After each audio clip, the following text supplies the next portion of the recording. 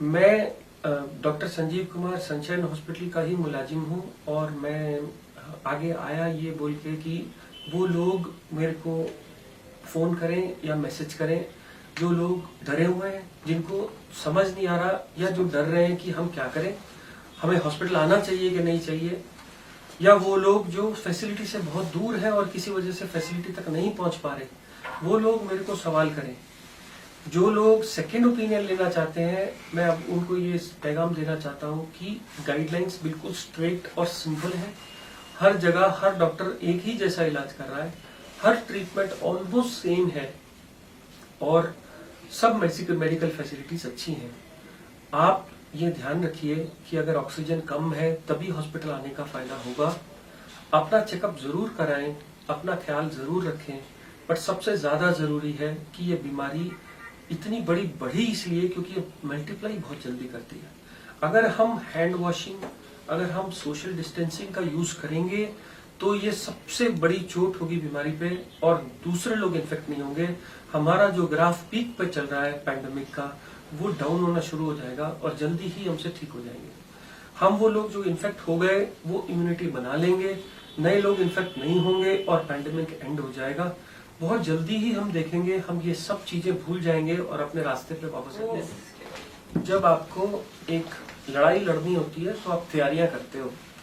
वो बच्चे जो जवान हैं, वो बच्चे जो रोज एक्सरसाइज करते हैं, ब्रीदिंग एक्सरसाइज करते हैं, डीप ब्रीदिंग एक्सरसाइज, कुछ भी नहीं, सिंपल एक्सरसाइज है।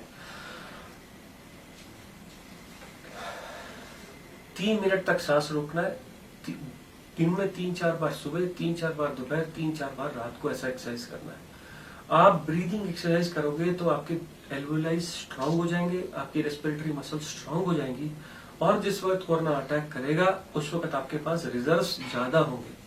आप वो सब लोग इस महामारी में बच जाएंगे जिन लोगों ने अपने आप को तैयार किया हुआ है। जो लोग बहुत बैड डायबिटिक हो गए हैं, जो अनकंट्रोल्ड शुगर वाले हैं, अनकंट्रोल्ड बीपी वाले हैं, जो टबैको खाते हैं, स्मोकिंग करते हैं, सब नहीं, पर जो बहुत डिसीज्ड हैं वो लोग सबसे पहले इसके गिरफ्त में आ जाएंगे। इसलिए अगर आप अपना ख्याल रखें और इस खाली टाइम को यूटिलाइज करें एक्सरसाइज में, घर का ताजा खाना खाने में, सूप या सिंपल खाना खाने में और ब्रीदिंग एक्सरसाइज में, तो शायद ये समय आपको किसी दिन काम आ जाएगा अपनी सेहत के लिए लड़ने के लिए। बोला ना सर, जो हॉस्पिटल में एडमिट करा रहे अपन, फिर बोल रहे सीने में दर्द है बोल के लोग एडमिट कर रहे लेके जाके, फिर सुबह में मरेंगे, इंतकाल हो गया। कोरोना जब बॉडी को अफेक्ट करता है और बॉडी की इम्यूनिटी फायर हो जाती है और जरूरत से ज्यादा बढ़ जाती है, तब लंग्स इन्वॉल्व हो जाता है। ऐसे टाइम में बॉडी का क्लॉटिंग मैकेनिज्म सडनली हर चीज को क्लॉट करने लग जाता है। ये क्लॉट बॉडी के हर जगह चले जाते हैं। जो clots heart multi organ dysfunction कर देते हैं। ज्यादातर मौतें कोरोना से मल्टी ऑर्गन मतलब बहुत सारे ऑर्गन एक साथ इफेक्ट होने पे हो रही है। लंग्स के साथ किडनी, लिवर और हार्ट अटैक आ जाना, स्ट्रोक आ जाना, ये कॉमन हो गया है। इसीलिए एहतियात में जो मैंने इंजेक्शन बताया था क्लेक्सिन, हम लोग उन लोगों को देते हैं जिनमें ये ऑलरेडी सिस्टम अटैक करने का शुरू हो गया। ये दवाइयां सबके लिए नहीं है, पर अगर हम टेस्ट से ये पता कर पाए कि आपकी क्लॉटिंग शुरू हो गई है और आप सिक हो, इससे पहले कि आप वेंटिलेटर पे जाओ, ये ब्लड थिनर के जो इंजेक्शन है ये आपके हार्ट अटैक को होने से आपको रोक देते हैं। अनफॉर्चुनेटली अगर हार्ट अटैक आ जाता है तो गाइडलाइंस आज भी कहती हैं कि स्टंटिंग नहीं करनी, क्योंकि ये किसी ब्लॉक के वजह से नहीं हो रहा है, ये क्लॉट्स की वजह से हो रहा है और क्लॉट के लिए सिर्फ दवाई है और स्टंटिंग नहीं है। इसीलिए हम बहुत सारे ऐसे लोगों को खो दे रहे हैं क्योंकि अभी भी नॉलेज लिमिटेड है। सिर्फ ब्लड थिनर का इंजेक्शन ही काम आ रहा है।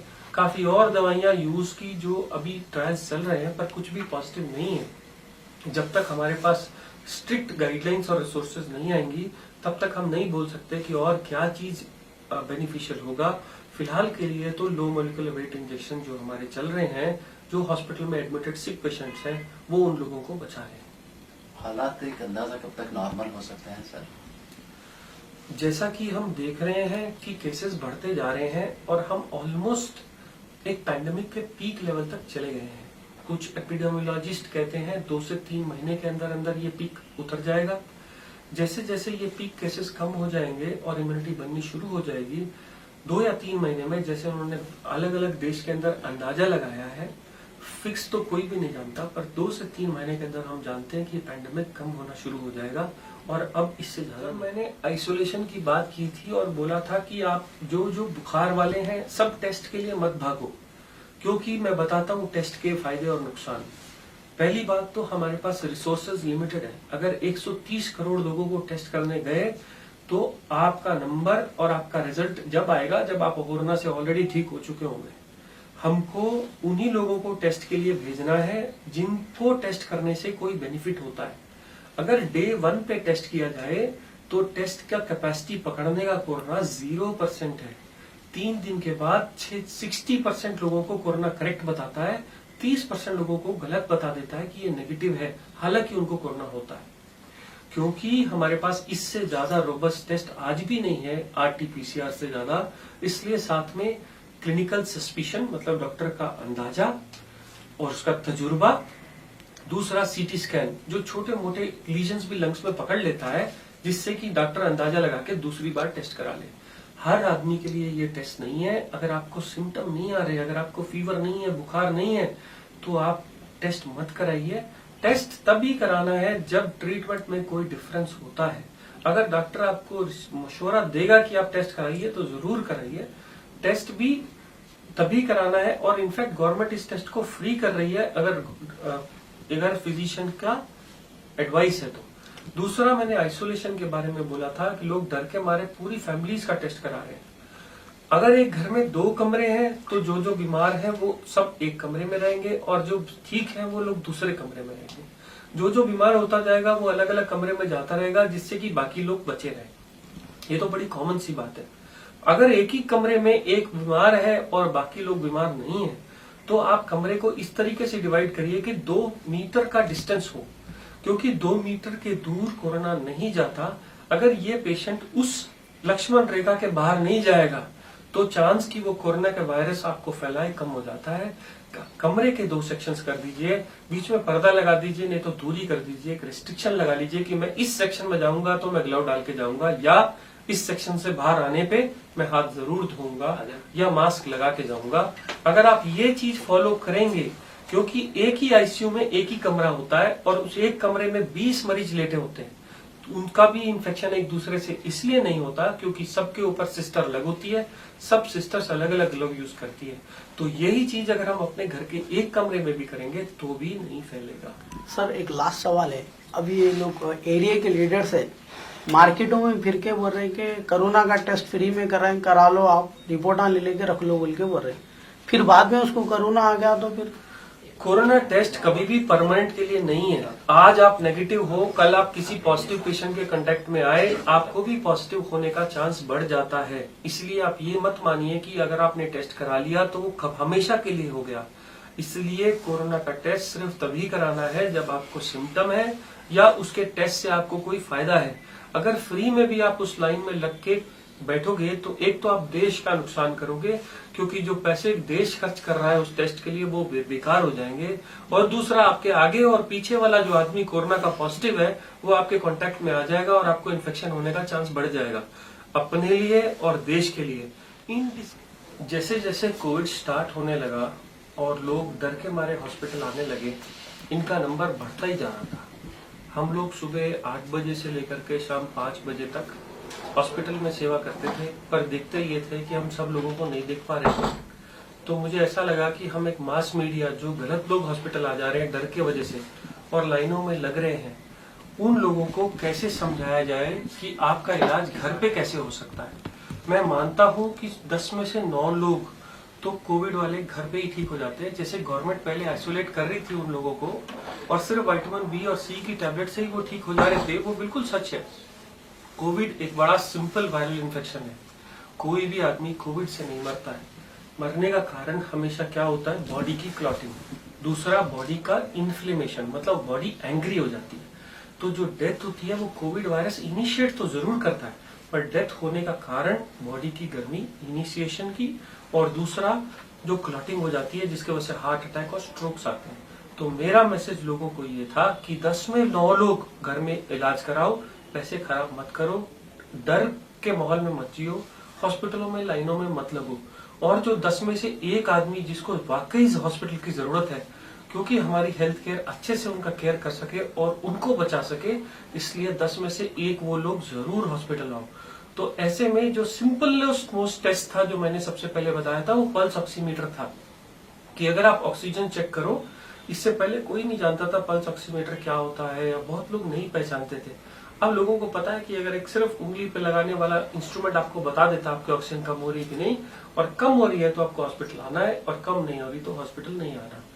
तो मैंने ये पहले समझाया। दूसरा, जो लोग पल्स ऑक्सीमीटर के पास भी नहीं आ सकते, जिनके पास नहीं है, उनके लिए सिंपल टेस्ट क्या है कि अगर आप चलोगे, बाथरूम तक जाओगे जरूरत के लिए, वापस आओगे और आपका सांस फूल रहा है, तो डेफिनेटली कुछ गड़बड़ है, तब आप मेडिकल सहूलियत का यूज करिए। मेरा इंटेंशन लोगों को हॉस्पिटल में भीड़ करने से ज्यादा अच्छा कि हम लोग भी अच्छी केयर कर पाए और आप लोग भी डर से बच के रहो, मेरा इंटेंशन ऐसा था। सर, ये शुरुआत में इसकी अलामत क्या होती है? पहले अगर वायरस का अगर किसी पे इफेक्ट हुआ तो उन्हें क्या फील करता है अपने आप में? नॉर्मली ये वायरस और बाकी जो जुकाम बुखार करने वाले वायरसेस हैं, उनमें कोई डिफरेंस नहीं होता। 2 या 3 चीज फर्क पाई गई है इस वायरस के बारे में। एक चीज, स्टार्टिंग कैसे होती है कि हमको थोड़ा सा बुखार, कमजोरी, दर्द, सिर दर्द, गले का दर्द, गला खराब, ये तो हर साल होता था हमको। मोशंस, ये भी एक नई चीज आई, मोशन होना, नॉर्मल क्वांटिटी के मोशन 2 या 3 बार हो जाते हैं, 2 से 3 दिन रहते हैं, चले जाते हैं। और एक नई चीज, जुकाम और टेस्ट और स्मेल का चला जाना। एक आदमी सडनली डर जाता है कि क्या हो गया। एक्चुअली ये वायरस एक दूसरे आदमी से, कहीं से नहीं, सिर्फ दूसरे आदमी की सिक्रीशन से आपके अंदर एंटर करता है। कहां से एंटर करता है? या तो आंख से, या नाक से, या मुंह से। और ये वायरस की एक डेफिनेट क्वांटिटी होनी चाहिए। इतनी क्वांटिटी अगर आप बॉडी के अंदर चली जाए तो ये नाक में जाके प्लेट्स के अंदर एंटर कर जाता है, आने नाक वाली जो सुगंध लेने की कैपेसिटी है उसको खराब कर देता है। इसलिए टेम्परेरी आपके सुगंधने की और टेस्ट कड़वा हो जाता है। ये 1 महीने तक रहता है और अपने आप ठीक हो जाता है।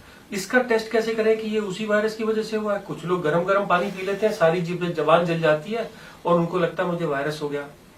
आप नींबू लीजिए, अगर नींबू का टेस्ट इंटैक्ट है तो ये कोविड की वजह से होता है। देखा गया है कि नींबू का टेस्ट नहीं जाता। दूसरी चीज, उसके बाद 2-3 दिन के बाद आपको बुखार आने लगता है। लोग डरते हैं, मेरा टेम्परेचर 99 है, क्या ये बुखार है, कोविड है? 100 से ऊपर ही बुखार को बुखार मानते हैं, 100 से नीचे को नहीं मानते। क्या बुखार के बगैर कोविड हो सकता है? 97% एक सिम्टम बुखार जरूर है। 3% लोग बगैर बुखार के भी कोविड हो सकते हैं। 3% होकर ठीक हो जाता है। नेक्स्ट, जब ये वायरस और बॉडी के अंदर एंटर करता है तो 4 से 5 दिन के अंदर अच्छे, इवन जवान लोगों को भी बहुत कमजोरी, मोशंस, बॉडी दर्द, हेडेक, ये सब होने लगते हैं। पर रिस्की कौन लोग होते हैं? जिनको सांस, जिनको खांसी, चेस्ट पेन होने लगता है। इन लोगों की सांस फूलने लगती है, बाथरूम तक जाके आने को भी सांस फूलने लगती है। वो क्यों होता है? क्योंकि जब वायरस बॉडी पे अटैक करता है लंग्स के अंदर, तो हमारी इम्यूनिटी पलट करके लंग्स को डिस्ट्रॉय कर देती है। उसकी वजह से, उस निमोनिया की वजह से ब्रेथलेसनेस होता है। अब उसका क्या इलाज है? हम जो भी मैंने आपको दवाइयां बताई वो सब सिम्टोमेटिक ट्रीटमेंट है। सिर्फ वायरस के अगेंस्ट हम आज तक हर चीज ट्राई कर चुके हैं, जिसमें 1 या 2 दवाइयां जो आजकल गवर्नमेंट की रिस्ट्रिक्शन में सिर्फ हॉस्पिटल सप्लाई में ही मिलती हैं, जैसे रेमडेसिविर और टक्लिजुमैब। आप ये बगैर प्रिस्क्रिप्शन के या बगैर हॉस्पिटल सप्लाई के बाहर ली ही नहीं जा सकती, दी भी नहीं जा सकती। कुछ लोग एक पेपर लेके आ जाते हैं कि साहब ये इंजेक्शन मिल नहीं रहा है, कहाँ पे मिलेगा? ये कहीं भी नहीं मिलेगा और कोई आपको ये कह भी नहीं सकता कि आप इसको लीजिए, क्योंकि ये हॉस्पिटल की जिम्मेदारी है इस इंजेक्शन को प्रोक्योर करना, और हॉस्पिटल की जिम्मेदारी है पेशेंट को देना। आपकी जिम्मेदारी नहीं है कि आप दुकान से खरीद के लाएं। दुकान से खरीद के लाने वाली दवाइयां होती हैं जुकाम के लिए, बुखार के लिए, विटामिन सी, विटामिन बी, या सरकार जो आपको दे रही है वो सब। जब वायरस इतना बुरा हो जाता है कि 10% लोगों को मारने की लेवल तक ले जाता है, तब ये वायरस की दवाइयां जो FDA से या जो बाहर से इंटरनेशनल एजेंसी से अप्रूव्ड है, वो सिर्फ हॉस्पिटल सप्लाई में और डॉक्टर ही दे सकता है और कोई। ये क्वारंटाइन, जब हम स्टार्टिंग में सरकार ने बोला कि सरकार अपनी फैसिलिटी में क्वारंटाइन करेगी, तब नंबर बहुत कम था। बिल्कुल सही है, क्वारंटाइन करना बहुत जरूरी है, क्योंकि आज मुझे इन्फेक्शन हुआ तो अगले 7 दिन तक वायरस मेरे में मल्टीप्लाई करेगा और मैं लोगों को वो वायरस दे सकता हूँ। घर में भी अगर मैं किसी और के साथ रहूंगा तो उनको ये वायरस हो जाएगा। हम सेफ्टी के लिए क्वारंटाइन का टाइम डबल रखते हैं। तेलंगाना सरकार ने 17 दिन रखा है, कुछ लोगों ने 14 दिन रखा है, बट हम ये मानते चलते हैं कि सेफ्टी फैक्टर से 7 + 7 दिन 14 दिन तक अगर आप घर में क्वारंटाइन रहेंगे तो बॉडी इम्यूनिटी बना लेती है। इम्यूनिटी बनाने के बाद हम लोग रिकवर हो जाते हैं। क्यों सिर्फ बी और विटामिन सी दे रहे हैं? क्या ये वायरस का इलाज है? नहीं है। सिर्फ शरीर का लड़ना उस वायरस से ही नॉर्मल इलाज है, जैसे हम हर साल कराते थे। पहले जब नंबर कम थे, कोई केस मिस ना हो जाए, इसलिए सरकार अपनी निगरानी में क्वारंटाइन कर रही थी। जैसे जैसे ये पैंडेमिक और बढ़ेगा और बहुत सारे लोग इन्फेक्ट हो जाएंगे, तब ये सब क्वारंटाइन सेंटर्स हमारे लिए छोटे ना पड़ जाएं। इसीलिए मैंने सिखाया था कि हम घर में भी वही काम कर सकते हैं। जैसे कि हम अकेला कमरा एक खोल लें, उस कमरे को मैंने जैसे सिखाया था कि आप उस कमरे के अंदर रहें, उस कमरे में ग्लव्स का यूज करें, मास्क का यूज करें और आप आउटर गाउन का यूज करें और फ्लोर के लिए फिनाइल का, नहीं तो सोप एंड वार्म वाटर का यूज करें, जिससे कि दूसरे लोगों को ना फैले। इस क्वारंटाइन में करना क्या है? क्या कोई दवाई है? क्या मैं हॉस्पिटल नहीं जा रहा, कुछ गलत कर रहा हूँ? नहीं, आपको सिर्फ अच्छा वेजिटेरियन खाना खाना है। कौन सा खाना? जो आपको पच सके।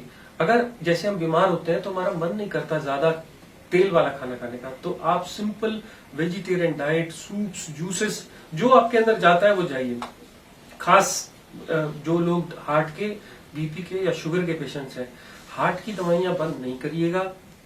शुगर की दवाई अगर आपने खाना आधा खाया है तो शुगर की दवाई कम कर दीजिएगा, क्योंकि शुगर जितनी लोगे उतनी दवाई होती है।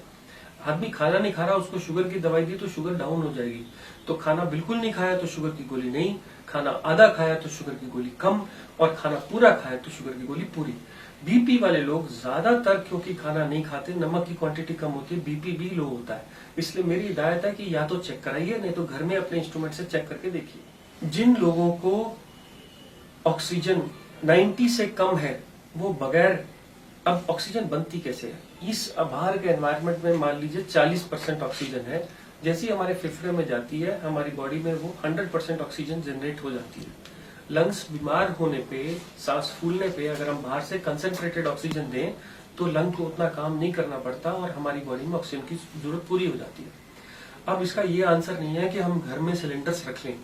मेरा घर में सिलेंडर रखने का सिर्फ मैसेज उसको था जिनकी ऑक्सीजन 90 से कम है और जो बेचारे दर दर भटक के भी हॉस्पिटल ना तो जा पा रहे हैं, या बिस्तर नहीं मिल रहे, या गवर्नमेंट फैसिलिटी नहीं है उनके घर के पास, या किसी वजह से मेडिकल फैसिलिटी उनके आसपास नहीं है।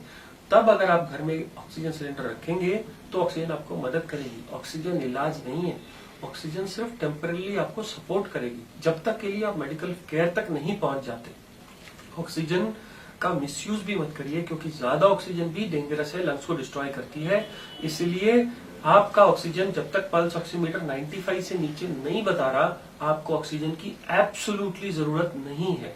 सर, प्लाज्मा के बारे में लोग बहुत मुतालबा कर रहे हैं कि हमें प्लाज्मा डोनर्स चाहिए, तो क्या प्लाज्मा इतना फायदेमंद है लोगों के लिए?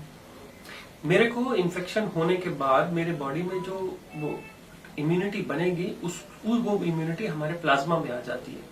कुछ रिसर्चेस में ऐसा देखा गया है कि अगर पेशेंट बहुत सिक है और अपने लिए इम्यूनिटी नहीं बना पा रहा है तो एक आदमी का डोनेटेड प्लाज्मा उसकी जान बचा सकता है।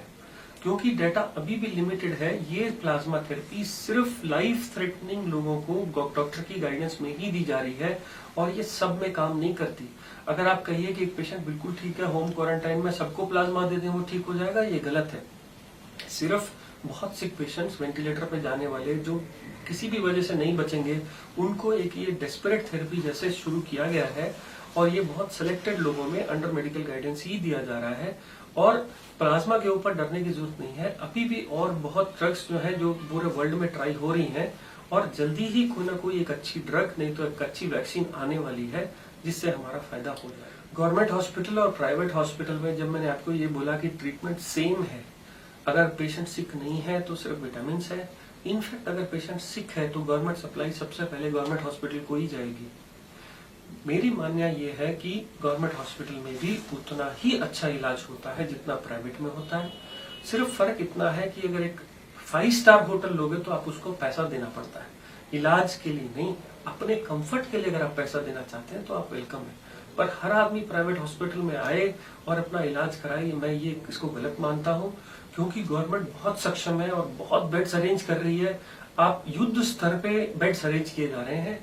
मैंने आने वाली कई ऐसी फैसिलिटीज हैं जिन पे अभी भी खाली पड़ी हैं, जो गवर्नमेंट ने अरेंज करी है लोगों के लिए, कि अगर ये आगे पीक बढ़ेगी तो हम आगे कैसे मैनेज करेंगे। तो गवर्नमेंट ने बहुत इंतजाम किए हैं, क्वारंटाइंस के इंतजाम किए हैं, फ्री में दवाइयां बांट रहे हैं, फ्री में पैकेट्स बांट रहे हैं, फ्री में सैनिटाइजर बांट रहे हैं। बहुत युद्ध स्तर पे काम चल रहा है और गवर्नमेंट और प्राइवेट अस्पताल में कोई डिफरेंस नहीं है।